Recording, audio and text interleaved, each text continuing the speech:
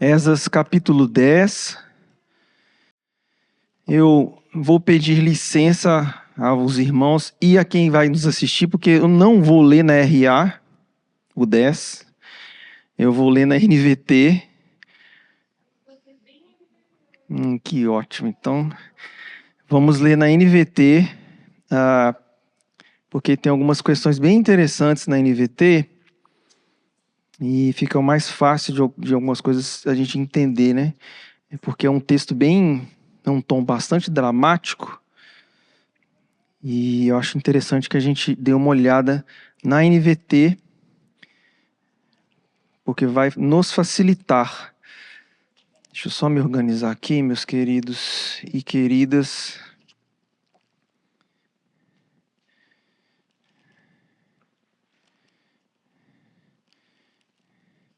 Então, Esdras 10, vai ser uma leitura um pouco extensa, viu, meninas adolescentes? Prestem atenção aqui.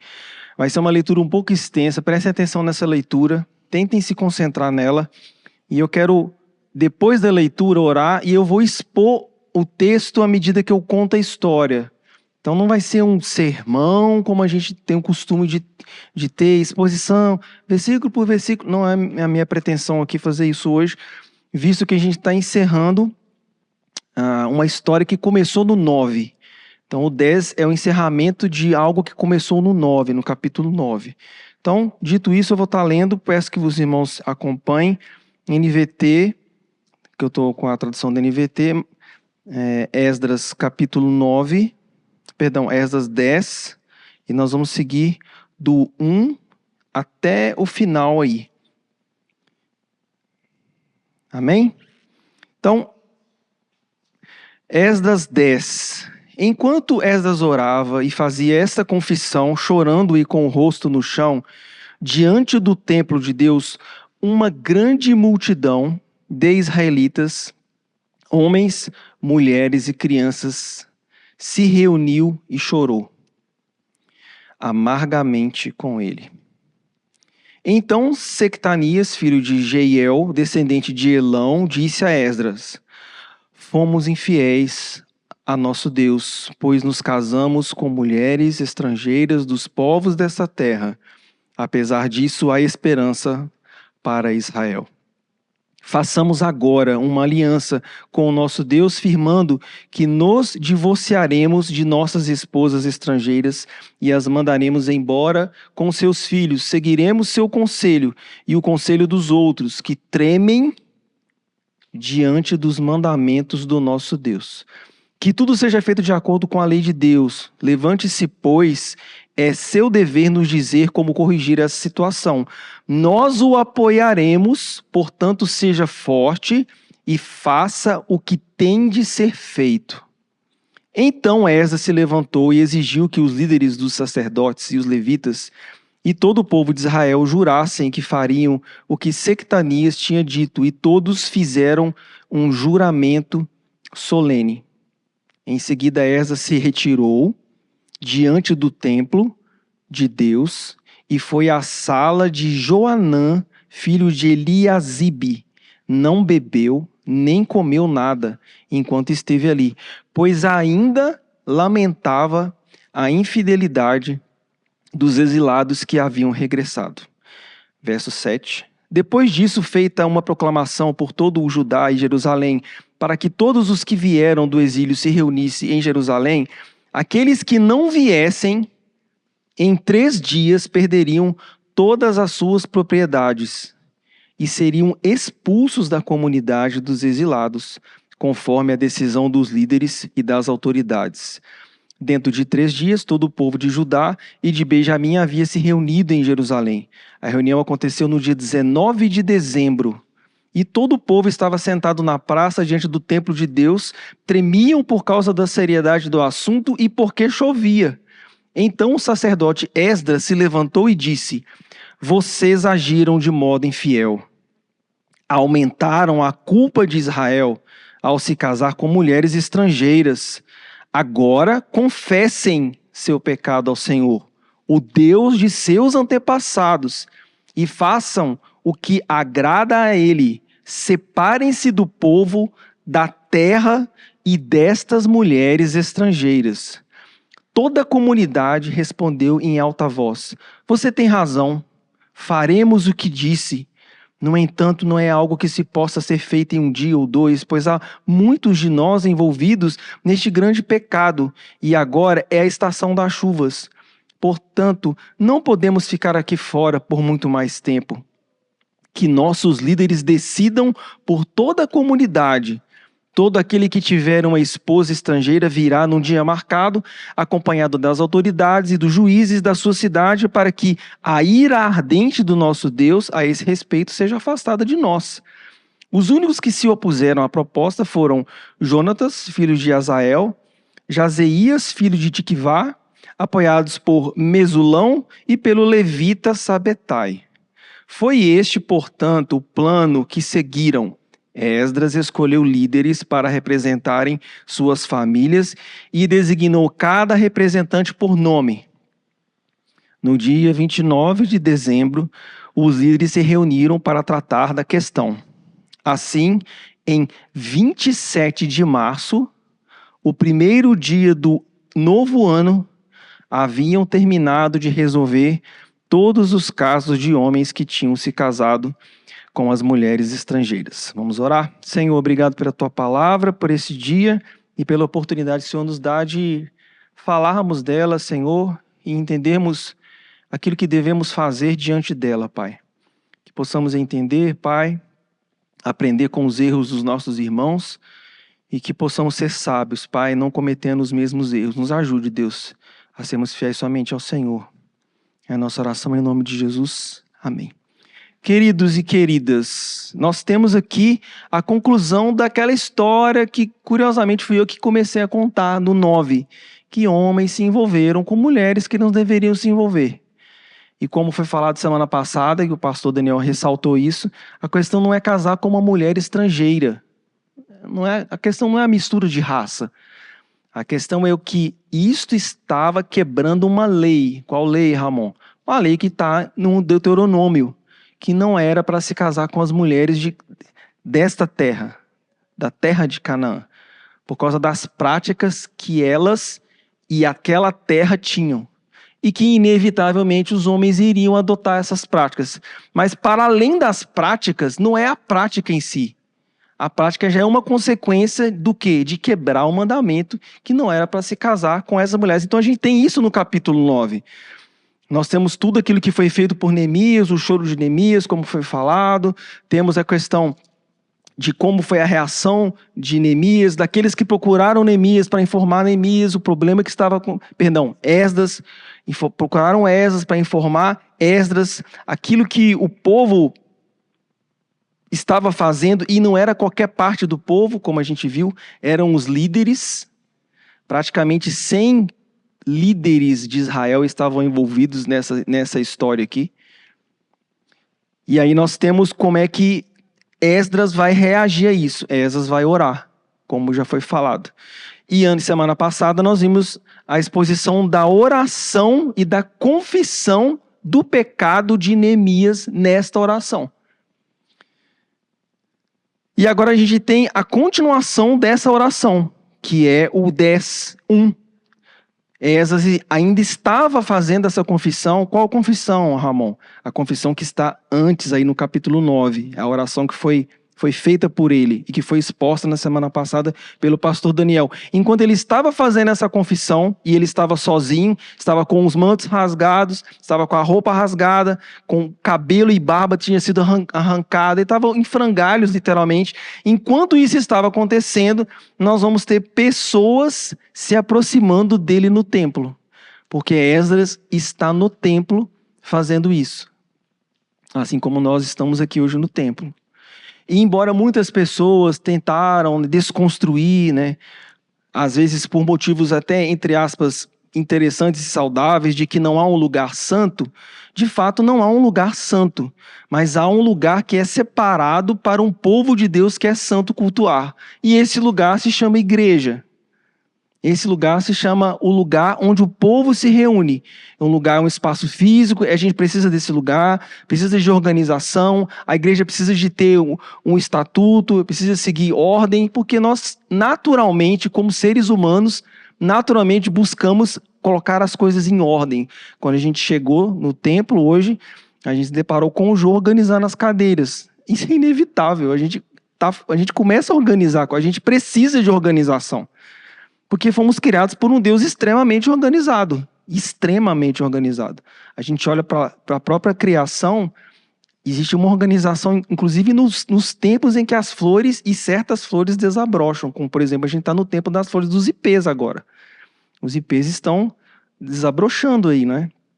Isso é uma organização de Deus. Então, nós precisamos de organização. E a igreja como espaço, como ajuntamento do povo, o povo que foi criado por Deus, essa igreja também precisa de organização.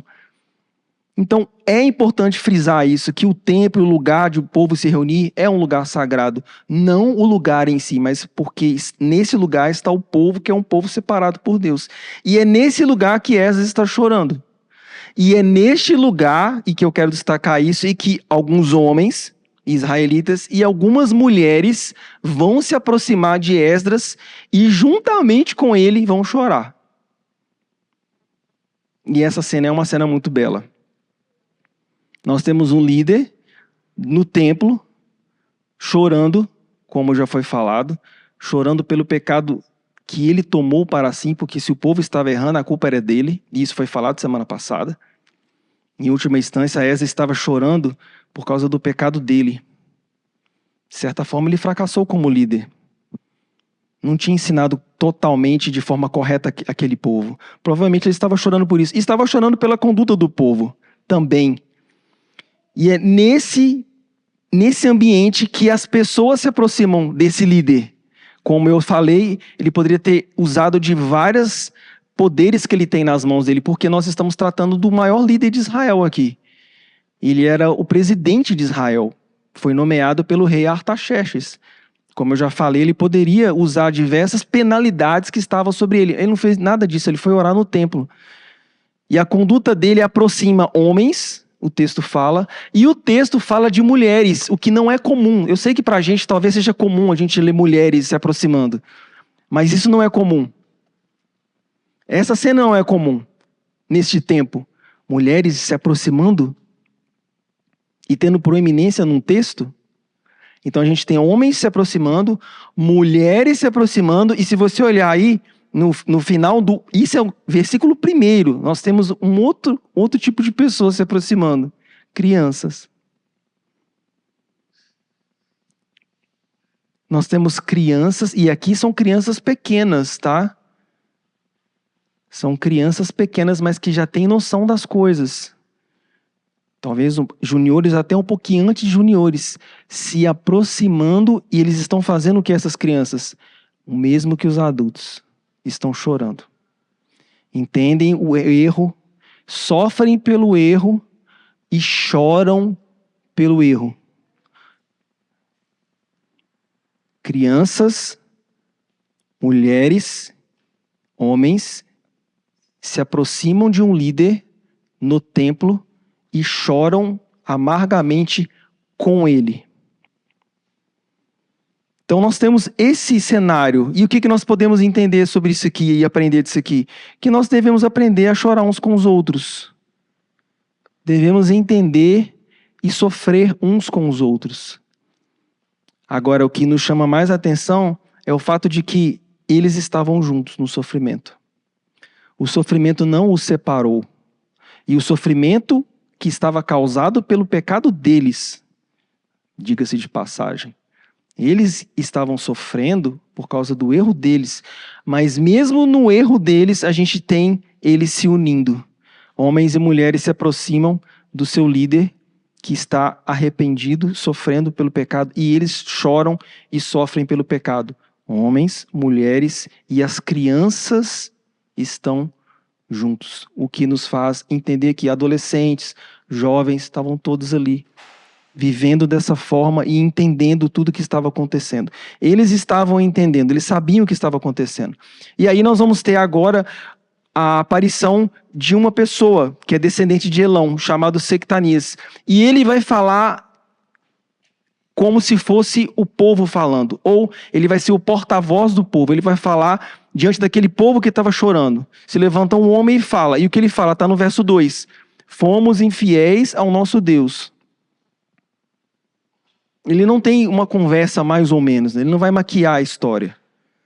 O líder está chorando, o povo está chorando, as mulheres estão chorando, as crianças estão chorando, os jovens, e aí um líder se levanta perante aquele líder, o maior que é Esdras, e ele fala, nós fomos infiéis ao nosso Deus.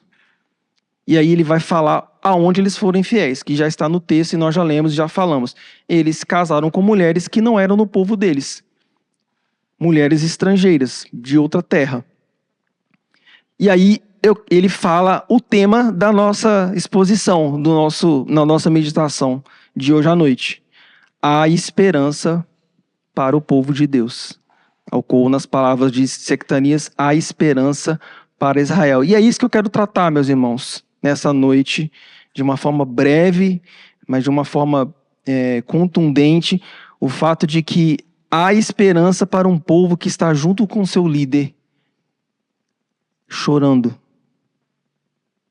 Há esperança para um povo que sente junto com seu líder aquilo que esse líder está sentindo. Há esperança para um povo que se compadece do seu líder. E mais, há esperança para um povo que reconhece o seu erro perante o seu líder.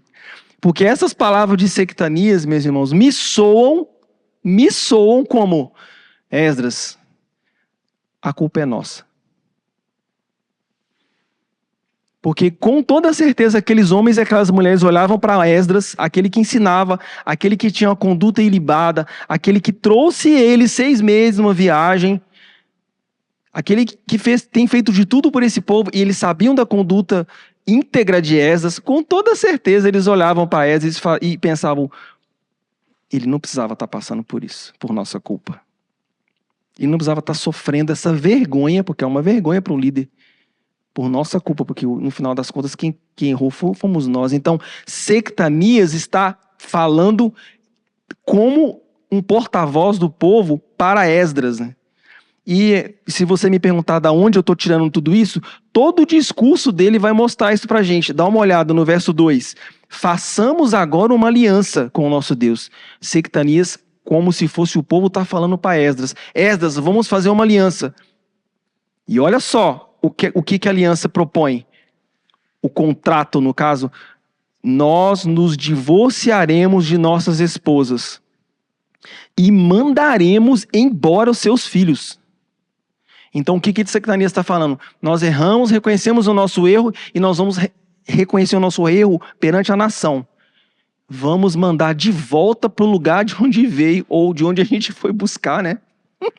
Porque provavelmente foi isso que aconteceu. Eles foram lá buscar mulheres e muito provavelmente, segundo os comentaristas, é porque eles tiveram preguiça de voltar o caminho lá para a Babilônia e pegar algumas outras mulheres, pegar no sentido de trazer para eles mulheres que ficaram lá israelitas. Então foi mais fácil pegar uma que estava mais próxima, porque provavelmente não havia mulheres suficientes nesse tempo aqui.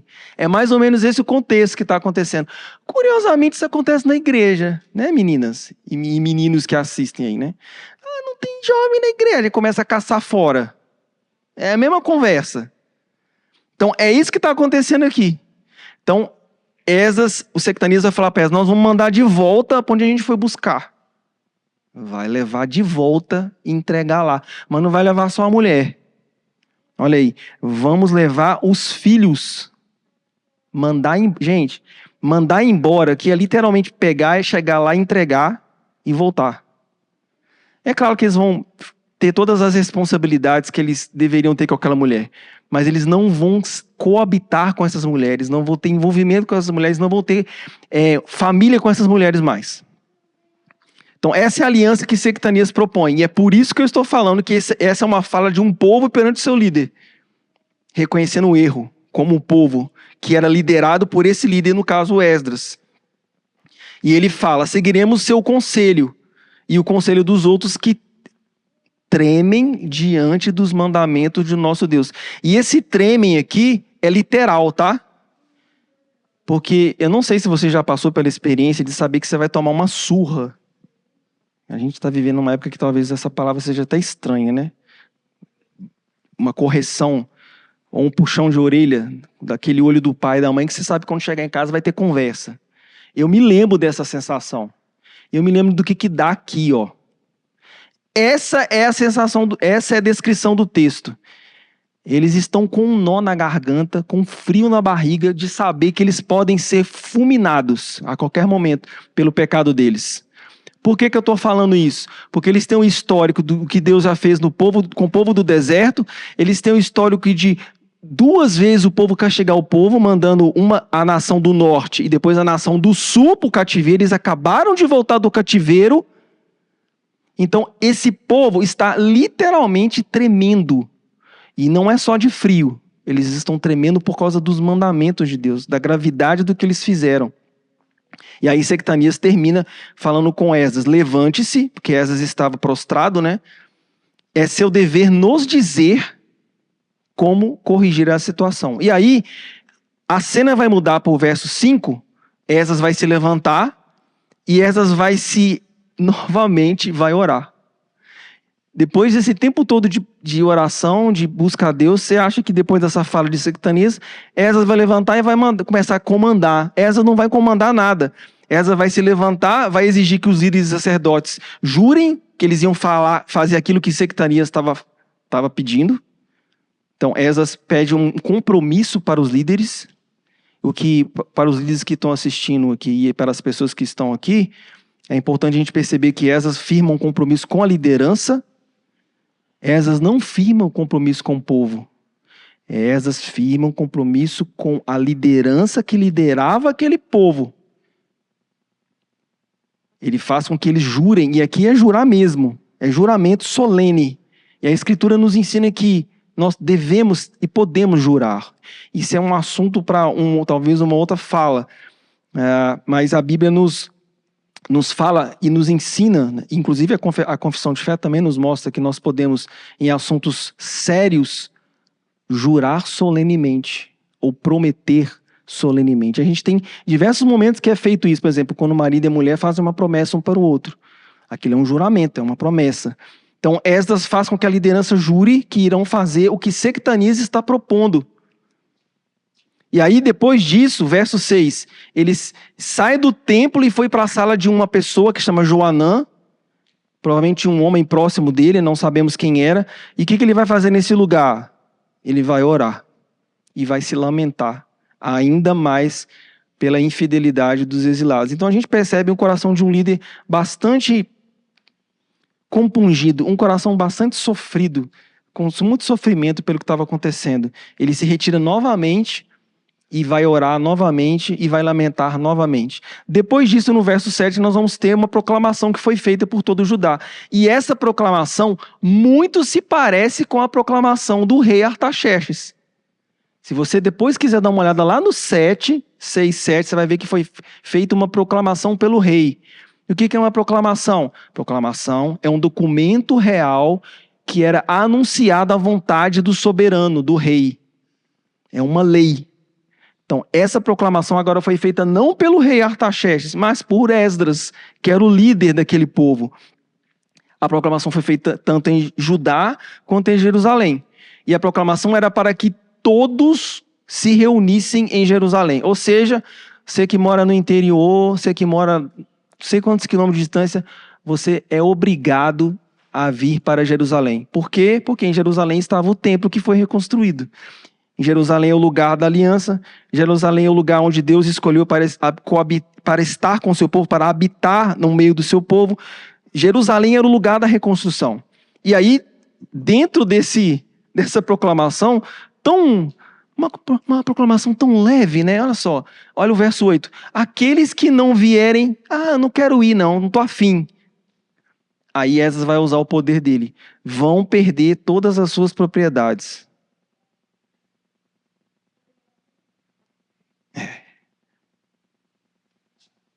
Vai perder a casa, vai perder os animais, vai perder tudo, não vai ficar com nada.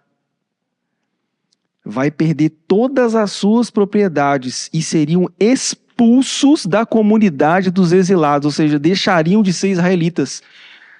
Vão morar com essas mulheres na terra dessas mulheres. Vocês não fazem parte do nosso povo. Eu sei que isso aqui é duro, mas é isso que é o que Esdras escreveu para o povo. Caso o povo fizesse pouco caso da ordem e da convocação de estar presente. Então, Esdras convoca, não convida, convoca. Há cláusulas aqui, caso alguém dê de ombros, né? Ah, não estou afim de ir, não estou afim, isso não tem nada a ver comigo, eu não pequei. Vai vir todo mundo, quem pecou, quem não pecou, marido, mulher, criança, jovem, velho, vai vir todo mundo. E isso aconteceu, foi todo mundo para Israel, para Jerusalém, lá em Israel, juntou todo mundo. E aí dentro de 3 dias, isso foi 3 dias, tá, gente? Teve prazo, inclusive, a ordem teve prazo para ser cumprida, 3 dias tem que estar todo mundo aqui. Dentro de 3 dias o povo de Judá, Benjamim, havia se reunido em Jerusalém. Na NVT, por isso que eu queria ler, aparece a data, né? 19 de dezembro. E é legal a gente saber a data específica, e pelo menos eu acho interessante. Então, a reunião foi no dia 19 de dezembro. Qual a reunião? A reunião dessa convocação. Qual convocação? A convocação que Esdras mandou todo mundo vir para retratar desse assunto do pecado de Israel, que Sectanias propôs que se expulsassem as mulheres e os filhos. E aí vai ter a fala e o relato de como o povo estava novamente. No verso 9 aí. Diante do templo de Deus, na praça, tremiam por causa da seriedade do assunto e porque chovia. Meus irmãos, foi falado isso aqui na semana passada pelo pastor Daniel. E eu quero falar novamente, de fato e de verdade, nós precisamos olhar para o pecado dessa forma. Tremer diante da seriedade que é pecar contra Deus.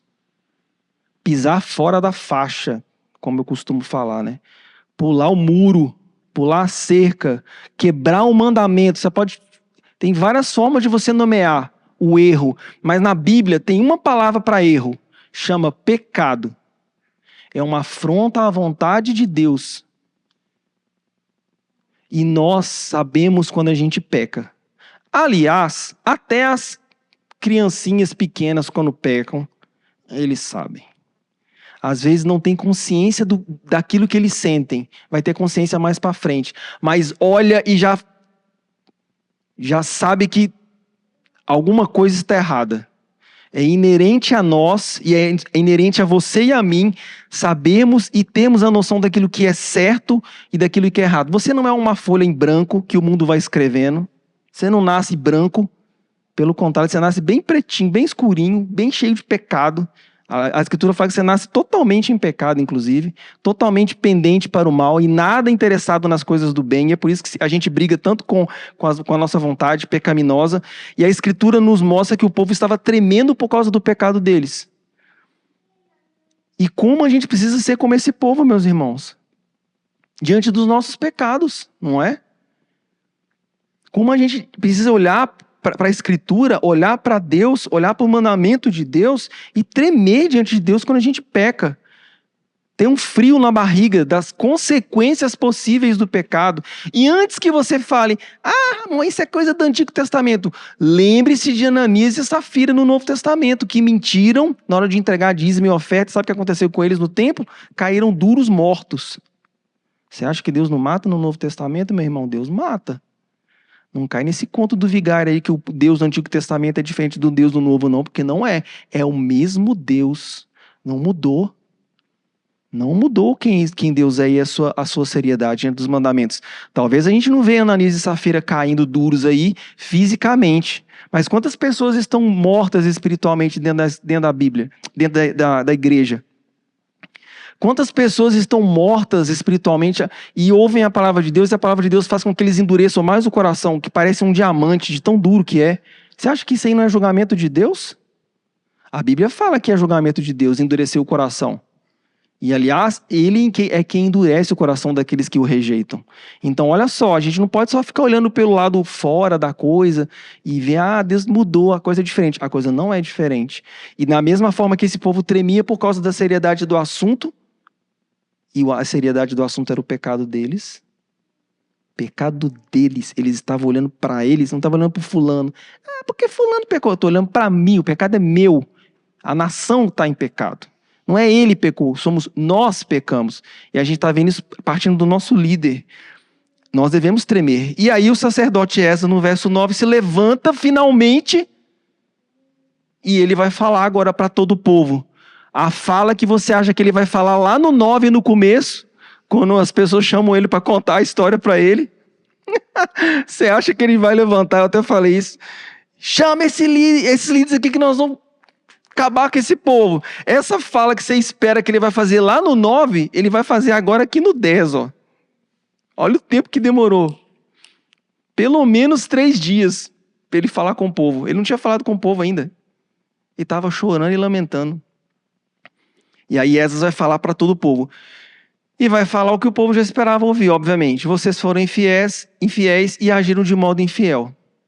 E o povo sabia o que significa ser infiel. E você sabe o que significa essa palavra. Essa palavra tem a ver com traição.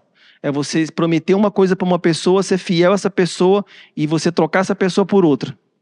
É isso. Vocês trocaram Deus pelos seus próprios interesses, pelos seus próprios prazeres. E Esdras vai falar, e vocês aumentaram a culpa de Israel ao se casar com mulheres. E antes que você fique bugado aí com essa história de aumentar, na cabeça de Esdras, provavelmente o que estava acontecendo era, nós viemos de um cativeiro por causa que nós fomos infiéis. Então a nossa culpa estava alta. Certo? Agora esse povo faz tudo de novo. O que nós estamos fazendo com a culpa? Nós estamos aumentando a culpa. E é o que Esdras está falando. Vocês aumentaram a culpa ao se casar com mulheres estrangeiras. Agora confesse o pecado ao Senhor, o seu Deus, o Deus dos seus antepassados. É literalmente Esdras apontando o dedo para eles. Vocês sabem quem é Abraão, sabem quem é Isaac, sabem quem é Jacó, sabem o que Salomão fez, sabem que o reino do norte aconteceu. Isso aqui está tudo implícito na cabeça de quem está escutando. Vocês sabem a nossa história, sabem que a gente foi para a Babilônia, sofremos lá praticamente 80 anos, depois de 6 meses, mais 4 meses de ensino. É isso que vocês me fazem? É mais ou menos isso aqui que ele está falando para o povo. Imagina o povo, a cabeça do povo. E o povo estava tremendo, né? Imagina como é que o povo aqui está. E aí ele fala para o povo, façam o que agrada a ele, no caso a Deus. E aí o que é para fazer? O que Sectanias propôs e o que os líderes juraram fazer. Separem-se do povo, da terra e dessas mulheres estrangeiras. E aí toda a comunidade respondeu em alta voz, a comunidade vai falar junta, você tem razão, faremos o que disse. Essa cena é maravilhosa. Um povo que reconhece o seu pecado. Não tem mimimi, não tem a mais, não tem ela é muito longe, não tem ela é muito bonita, não tem desculpa. Erramos, você tem razão e nós precisamos consertar o nosso erro. Ó, que coisa fácil. Quando as pessoas são assim, a coisa não é tão fácil, gente. Quando a gente reconhece o erro, a coisa fica muito mais tranquila. E aí eles também são tranquilos em falar para Esdras que a coisa não é simples de resolver. No 13 está isso. Não é algo que possamos fazer em 1 ou 2 dias. Por que não é algo? Porque há muitos homens envolvidos. Ou seja, são vários homens de diversas cidades envolvidos nesse grande pecado. E além disso tudo, tem um agravante de ser estação das chuvas. Ou seja, ia ficar difícil locomoção, difícil ter que tirar os bens, porque levar a mulher tem que tirar todos os bens, pegar os filhos, levar, né, para a terra. Não tem transportadora, não tem caminhão para levar a mudança. Não tem carro para levar a mudança, então tem que levar tudo a pé. Então é um outro contexto. Agora não está na hora da gente fazer essa mudança. Mas nós vamos fazer, é o que o povo está falando. E antes que você me pergunte quem eram essas pessoas, eu trouxe o relato de quem eram. Nós temos 17 sacerdotes envolvidos. E vou repetir. Nós temos 17 sacerdotes envolvidos. 10 levitas envolvidos. E 87 homens que eram príncipes, líderes das suas cidades envolvidos. Olha a quantidade de homens envolvidos nisso. Sem contar os filhos, né? Aqui tá tudo junto, mas tem os filhos deles envolvidos. Então, não era simples de resolver. E também agora não estava na hora de resolver, por causa que o clima não ajudaria. Por causa que eu já falei dessa questão do traslado, né? De pegar todas as coisas e ter que levar de volta para a terra. Portanto, não podemos ficar aqui. Verso 14. Que os nossos líderes decidam por toda a comunidade. E aí vai ser feita a decisão a partir do verso 15 em diante, né? No 15 nós vamos ter um quarteto aí, que não é o quarteto fantástico, a galera que se opõe a Esdras, mas eles foram silenciados, não foi dada importância para o que eles falaram. E no verso 16 tem um plano. Esdras escolheu os líderes que representaram as famílias, e aí 10 dias depois esses líderes se reuniram para tratar de novo dessa questão. E aí, entre o dia 29 de dezembro até o dia aproximadamente 27 de março, foram feitas várias audiências e o povo foi resolvendo os casos dos homens que tinham se casado com as mulheres estrangeiras. Os líderes foram reunindo caso por caso. Quem é a cananeia que você casou, o infeliz? Aí ele fala, eu casei com a fulaninha, traz a fulaninha. Aí chegava ele com a fulaninha. Aí eles falavam, olha, pelo decreto de Esdras, porque vocês conhecem a palavra de Deus em Deuteronômio. Isso o líder está falando com o líder judeu, tá? E a mulher, você vai pegá-la e vai levá-la de volta. Então, todos foram fazendo isso, caso por caso, mais de 100 casos. Vão ser praticamente 3 meses aí, 4 meses de trabalho. E aí, essa questão é resolvida neste momento no povo de Israel. Coisas que eu quero destacar para a gente encerrar, meus queridos irmãos. A liderança se comprometeu em resolver a questão. As coisas sempre devem ser resolvidas. De um jeito ou de outro, a coisa será resolvida. E este é o problema.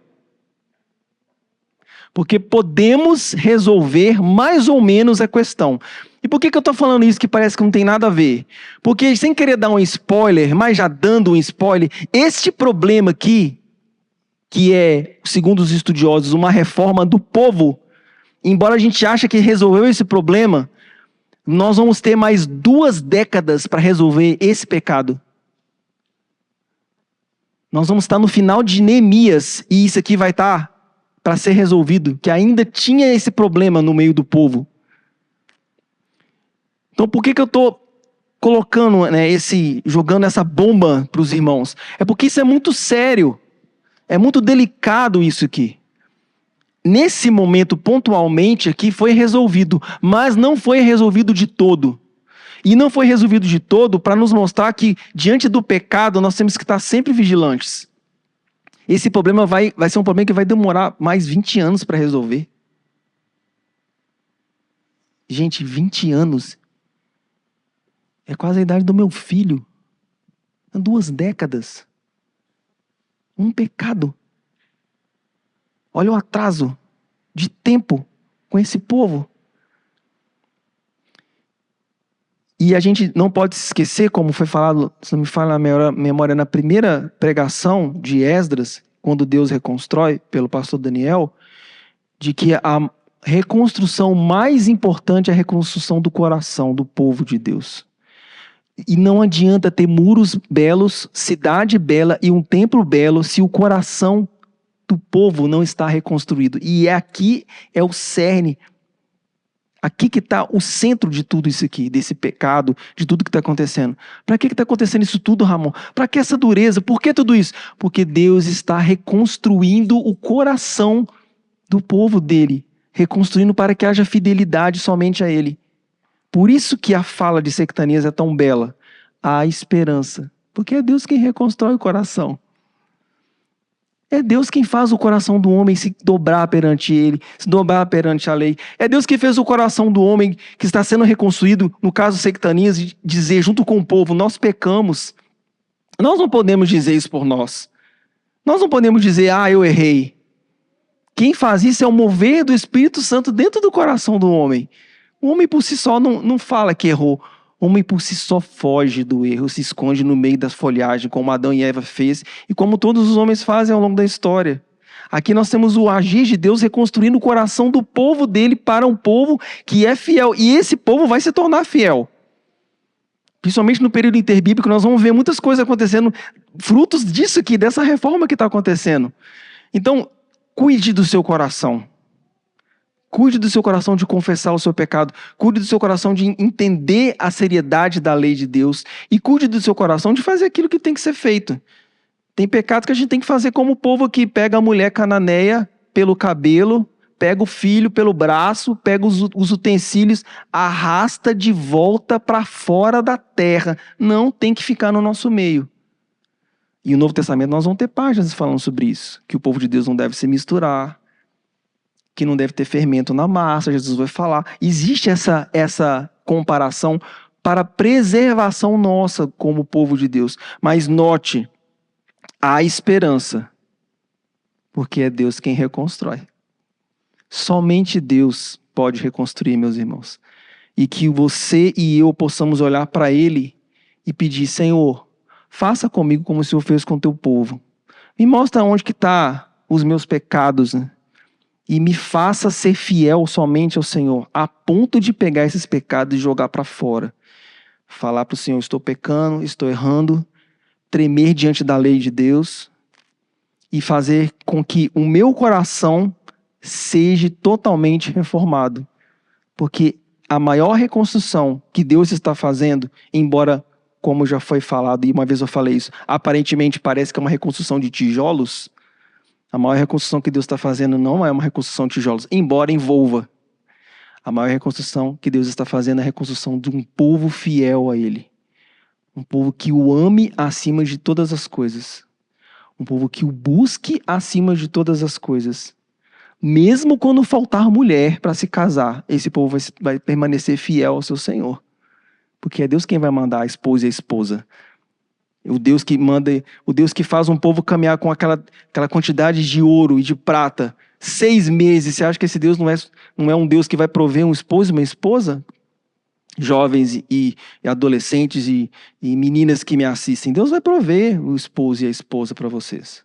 Ele vai prover do povo dele, fiel a ele. Porque um homem e uma mulher que é fiel ao Senhor, certamente será fiel a você.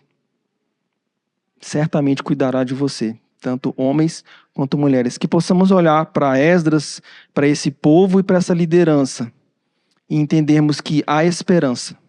Amém? Vamos orar? Senhor, obrigado pela tua palavra, Senhor. Obrigado porque o Senhor nos dá esperança, Deus. A esperança para o ferido, a esperança para aquele que peca, a esperança porque o Senhor é um Deus gracioso, bondoso e é um Deus que tem reconstruído os nossos corações, Pai. Ser conosco, abençoe, Pai, essa igreja, como o Senhor tem abençoado, toda a liderança, todos os departamentos, os membros, Senhor Deus. Dê-nos um coração, Pai, quebrantado perante o Senhor. Dê-nos, Senhor Deus, força para fazer a Tua vontade, Pai. Ajude-nos, Pai, na Tua obra, Pai. E que possamos a cada dia mais reconstruir, Senhor Deus, e fazer parte dessa grande reconstrução que o Senhor tem nos dado. A nossa oração, Pai, a fazemos em nome de Jesus Cristo. Amém.